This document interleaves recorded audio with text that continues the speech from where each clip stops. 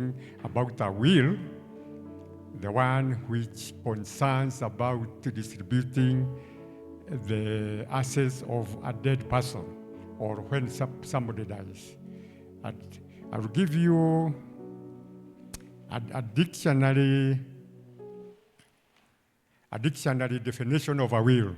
A dictionary definition of a will is a legal statement in writing or verbal containing instructions as to what should be done with one's assets after one's death. That means what we are talking about is what will happen after someone has died. And this is very important because all the quarrels you hear about people's children after they die and their families and so on is because they did not say what they would like to happen to their property, their assets, after they have died. Now, who can make a will? It is not everybody who can make a will. A will can only be made by a person who is over 18 years. And you can make a will. You don't have to be a millionaire to make a will. Whatever you have, whether you have got land, whether you have got a car, whether you have got anything, you can say in your will what will happen to it after you have died. And this is the qualification. That is one of the qualifications that you should be above 18 years. The other is that you should be a person who, to make a will, should be of sound mind. Of sound mind. Of sound mind does not necessarily mean that somebody is mad. Somebody who is normal, an ordinary person like you and me, you can make a will. But in some situations, assessing whether somebody is of sound mind will be many ways. There are people who lose their mind or who cannot understand because maybe they have got the dementia, they have got a disease, or even people who are in hospital. A person who is, for example, in hospital and very sick cannot be said to be normal or to have sound mind. So it is not wise or it is not proper, for example, to ask somebody who is admitted in hospital to make a will, because he may not understand what you are talking about, or he can be influenced by his pain and what he is going through. It is normal, and when you talk about somebody making a will is personal. It is personal. It has to be made by the person himself. In my experience, I have found a full family coming to the office saying that they have brought the father to make a will. And they will continue to say what they have agreed. We have agreed this, he has said this, he has said, and they even appoint a spokesman about that issue. And I would ordinarily let them talk and finally tell them that is not a will. That is your agreement at home, and if they will even say that they will all sign the document. If they do that, that is not a will. That is an agreement, and it will die when that father dies, or the mother, whoever they are talking about. So a will is personal, and it is made by one person. We will not allow a person to be escorted by relatives to come and make a will, usually because he is likely to say what he has been told by somebody. So the will is personal, is made by person alone.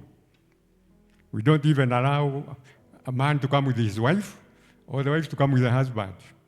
If they each want to make a will, let them come separately. Some say, oh, we'll make a will and sign both of us. That is, that's not a will. Then, what kind of will is this? There are two types of a will. There is a will, a verbal will. It is called an oral will, a verbal will. This is very common in the villages when somebody is not there, so alisema hivi, alituambia hivi, and so forth. That kind of will, that is really not a will. A verbal will is very strict.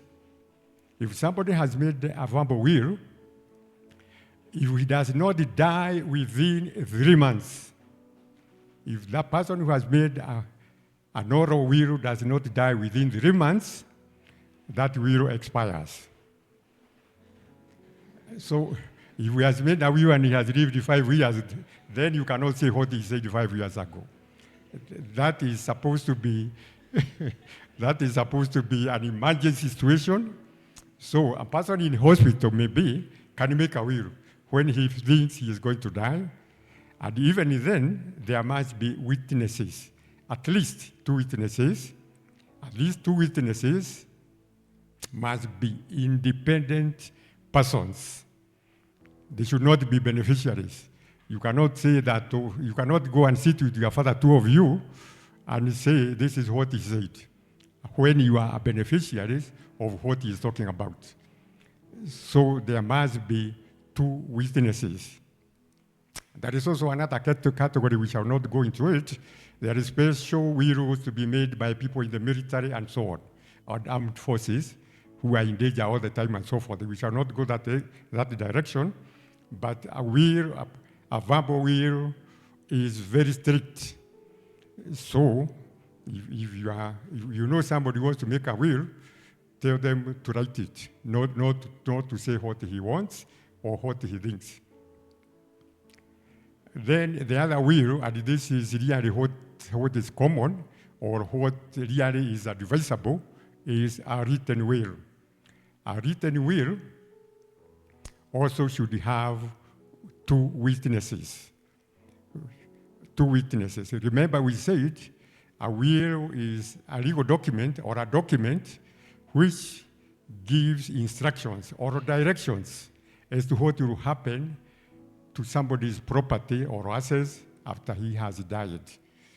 And when we talk about assets, we talk whatever you might have, your land, your plots, your houses, your car, even your clothes, your watch, whatever you have. You may not have much, but whatever little there is, people can fight for it. So this is why we talk about making a will. This will should be made, we said, by a person who is of 18 and who is of sound mind, who is not disturbed in his mind. This will should be made in front of at least 2 witnesses. And these witnesses should not be beneficiaries of what is being given out. So you cannot say, if you are a beneficiary, you should not be a witness. Witnesses should be independent. That means removed from what is going to be given. That person is not being given anything, so that if there is any dispute about the will, this person will have no interest in saying this is what the deceased or the person who has died, this what he said. And it is very common for people even to argue this will is wrong, blah, blah, blah. It can be challenged on 2 accounts. Somebody can say this is not the person who signed, that is not his signature, or he was not of sound mind. And for example, saying somebody was not of sound mind is not easy to prove. It can only be proved medically, maybe through medical reports and so forth. You cannot say somebody was not normal. And of course, the signature, one can argue it is forged and the rest of it, but that is why 2 independent witnesses are required, because those ones can say, I saw him sign. In fact, these witnesses should be present when the will is being signed. Or if one is not present, then the person who wrote the will should have called him and told him, this is my signature. I want you to witness my signature. Although I signed yesterday, it is mine. Otherwise, one cannot sign in Nairobi, then you bring to somebody in Nakuru to sign it, when he had not seen the person making the will, signing the document. Signing the document. So it is very, very, very important to avoid quarrels and squabbles after somebody has passed on, a will help. A will help.